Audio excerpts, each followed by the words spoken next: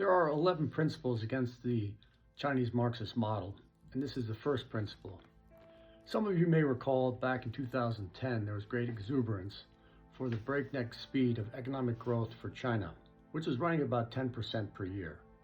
And there were projections that this country of 1.4 billion people would at one point surpass the economic size of the United States, a country of about 330 million people. In some measures in raw production of things it already had. But I did not see it that way. And based on my study of history, based on my travels to the Soviet Union, to communist China, I wrote the Wall Street Journal a concise critique of this exuberance. Of course, I didn't publish it. Later, I made this into a book, which was China, Demise of a Civilization, 11 Principles of History and Economics Against the Chinese Marxist Model.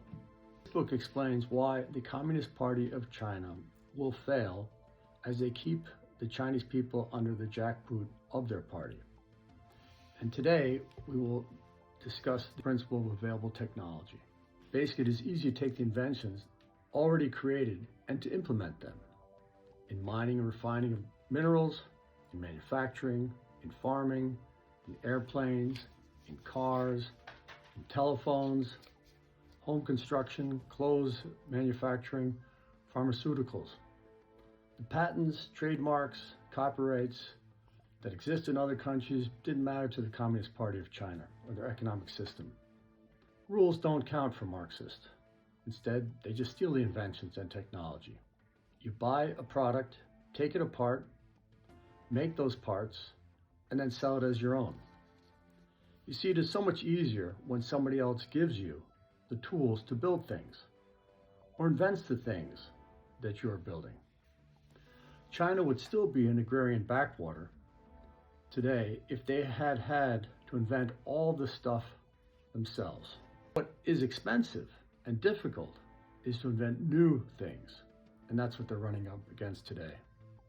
And China would be so much wealthier today if they had never fallen to the dictatorship of the CPC in 1949, and instead had developed as a free market liberal democracy, as that would have allowed them to work within the rules-based international system and would long ago have surpassed the United States in economic size. But as long as they are ruled by the Marxists of the CPC, they will continue to see their economic prospects falter.